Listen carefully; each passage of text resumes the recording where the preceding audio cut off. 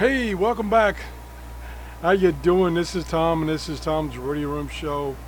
And I apologize for all the background noise. I'm down in my workshop. I had another day of problems. This is probably day 12. Each day I've had a little problem. Some of them were bigger. Started out my Ford Explorer died. I went to Wendy's for lunch and came out and it wouldn't start. Turned out to be a fuel pump, and they fixed the fuel pump or replaced the fuel pump, and then the alternator went out. So that was the beginning of this hell week that I'm going through. Most recently, yesterday, I went to do a YouTube show, and the computer up in my office, where it's a lot cooler right this time of day. We're in a heat wave, would you believe it, in Florida? That's hard to believe, but we're in it. It started beeping and then shut off. And the short story is the two cooling fans in it both were seized up. They're cheap fans. They came with the computer, and they're all plastic. And when I went to take the fans out, the screws wouldn't come out. So it appears the problem was when they were built at the manufacturers, they over torqued the screws, consequently causing a warp to the plastic chassis, which eventually the fans themselves warped and started touching the chassis and wouldn't turn. So anyway, I got new fans ordered, but they won't be here until Monday. So what I attempted to do a couple hours ago is use my brand new cell phone to do a video. And I set it up, and I had bought a little tripod for it to hold it. And it, looking at the cell phone itself, the picture looked darn good. And so I proceeded ahead and did the show on this magazine I found. And it looked pretty good, so I uploaded it to YouTube, directly from the cell phone to YouTube. And I thought, well, that's going okay. And then I went off and did something while I was uploading, because it was taking quite a while. It was a 15-minute video. It was taking quite a while. And when I got back, it was uploaded. So I said, oh, well, let's go see what it did. Well, normally when I upload a video, it's flagged as private. So I get a chance to see if it's any good. Well, it was flagged as public. And so like 40 people reviewed it before I did, or tried to view it. And it turns out the camera, even though it looked okay in the cell phone, even though it looked okay to me when I was looking at it on the cell phone, was rotated 90 degrees. And so I quickly made that a private video, because it was no good, basically. I mean, the quality of the video was good, but it was rotated 90 degrees. And YouTube used to have an editor, very simple editor, and you could, with that editor, you could do simple things like rotate the image of your video, very simply. Well, they did away with that 2 years ago, and the editor's gone. So if you're going to do any editing, you have to do it offline. Well, my editing software is on the computer that's dead right now. So I said, okay, I'm just going to go down to the workshop, turn the air conditioner unit on, and try it again. So here I am, babbling away. Anyway, what the show is going to be about is this QST magazine, which is an amateur radio magazine, been around for years.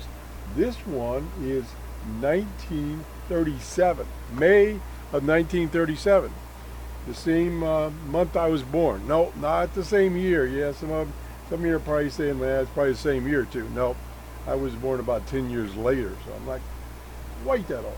Anyway, I found this when cleaning out a bookshelf. Unfortunately, when I was doing the video before, I tore the cover off. So the cover now is off. And what I was pointing out is not the articles in this magazine, but the ads. Pretty cool ads. And I'm going to zoom in a little bit so you can see the ads a little better. And so now I'm back down in my workshop using my Logitech camera mounted overhead. And here is a big Sky Challenger Helicrafter radio. Most of the radios in this era were big and bulky and heavy. I have about a dozen of them, of which I can no longer move, so wherever they are, they're stuck there. Anyway, let's go on.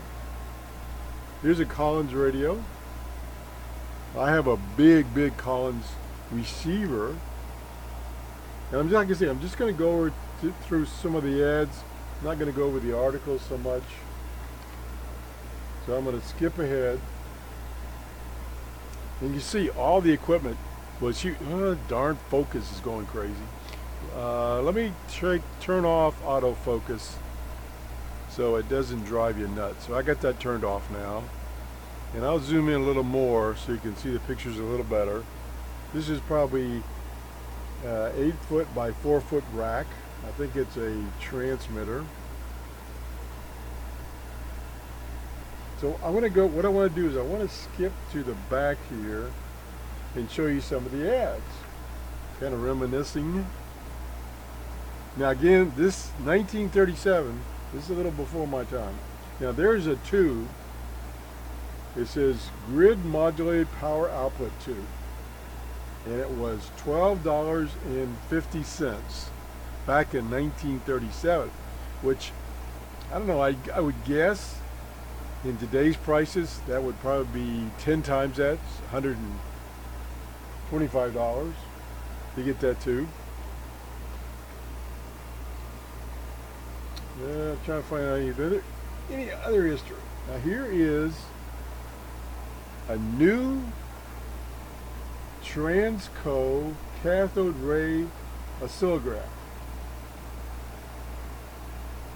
Where in the heck is the screen?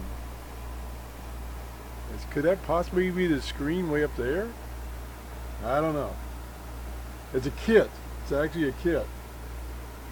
I don't see any screen. Oh well. Oh, now here's something I recognize. This is a multimeter, handy and for 1,000 uses. Now, some of you, there's like 30, 40 people that watched the video before I caught it. So this is all going to be a repeat for you. But at least it'll be orientated correctly instead of like this. I don't know how to fix that either. I got that. That's a new cell phone because during this 2 weeks of failures, my cell phone died. This sold for $15. It did AC, DC voltage, DC current, ohms. I think that's about it. $15. Today's cost would be $150 about. Analog only, of course. There's some big racks. These are Timco, Transmitter Equipment Manufacturing Company in New York, New York. There's some parts. This was, see, like I say, this magazine was geared towards amateur radio operators who did a lot of building of their own equipment.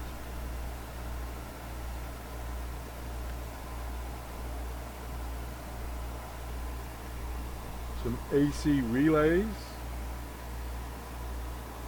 This is advertising. It says all's well on the Pennsylvanian lifeboats. Emergency radio powered by Burgess. This is Burgess who provided batteries. Big batteries, again, for portable radios. There's a big tube. There's $13.50. I guess it's a transmitting tube.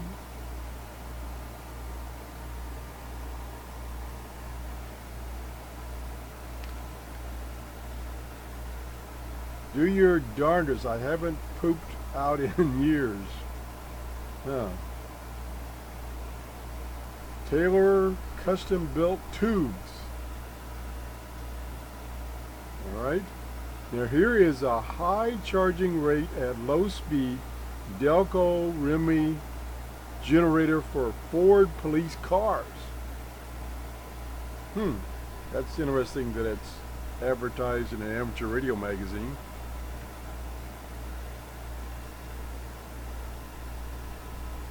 Here's Bennigsen Radio Corporation. I got it off the screen there. Trying to keep it zoomed in so you can see the pictures a little better.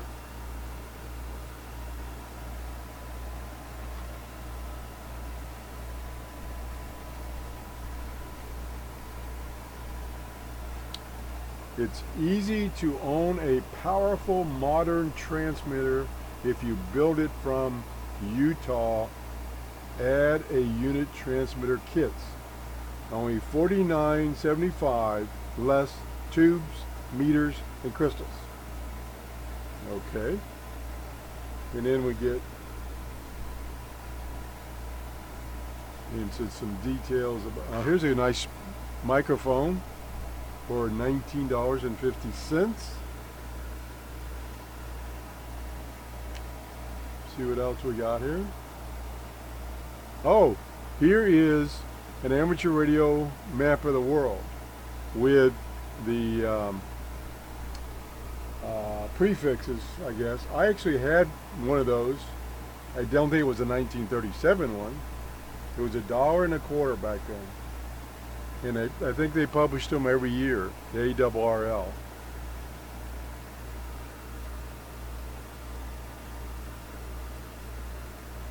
There's a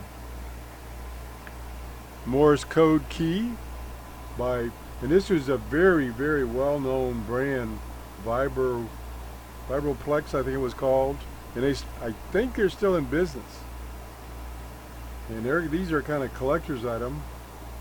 This one is the Junior for $12.50.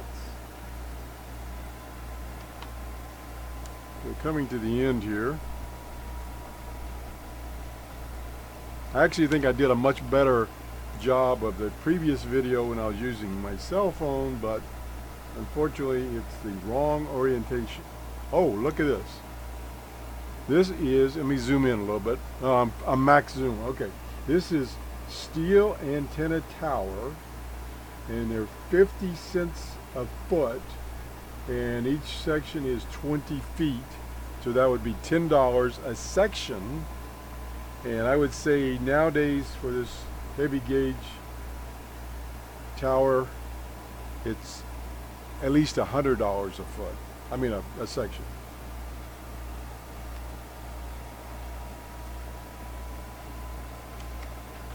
And this is an index of advertisers with their address and information so you can contact them directly. I think that's about it. Yeah, that's about it. What the heck does this say? Chinese copy. An authentic reproduction of an imported lamp carton label. It's a label. Due to the lack of knowledge of the underlying design principles, only 10% of each Chinese copy will pass the federal specifications. So I think they're saying that this is a label that appears on equivalent. This is transformers that are made in the United States, and these are made by United Transformer Corporation. So they're trying to, even back then, 1937, the Chinese were making knockoffs of electronics. So that's it. I wish the other video had come out because I think I don't know. The other thing that was a little confusing is when I looked at it, it was only 480p resolution, and yet the file was 1 point something gigs, which means it was probably a higher resolution. And I know the camera, the camera in that phone is like either 12 or 16 megapixel. So it's higher resolution, much higher resolution than like this camera here. So anyway, that's just another thing that happened this past 2 weeks. I'm hoping things will turn around soon. I'm hoping I can get back to making videos without problems. I still have a problem with the audio on my computer up in my office, in that about 2 weeks ago there was a Windows update and now the audio is messed up, in that when I try to record via a microphone, it plays through the speakers at the same time, therefore I get a feedback. And what I have to do right now is I have to unplug the speakers, and then after I've recorded the video, plug them back in so that I can listen to the video to see if it was any good. Just another little crazy thing. I did read also that the latest Windows update, this is Windows 10, the latest update is causing some programs to overheat the processor. I've seen that posted on the SDR console website. SDR console is software for SDRs, very popular software. And a number of people are complaining that their CPUs are getting overheated, and the audio is not necessarily because of the overheating, but the audio is getting distorted. I tried the latest version 2 days ago, and I wasn't having that problem on my computer that I have upstairs that died subsequently. So anyway, that's where we're at. I apologize. Maybe I could get my act back together here someday. Bear with me. If you enjoyed this show, please give me a thumbs up and have a great day. Bye-bye.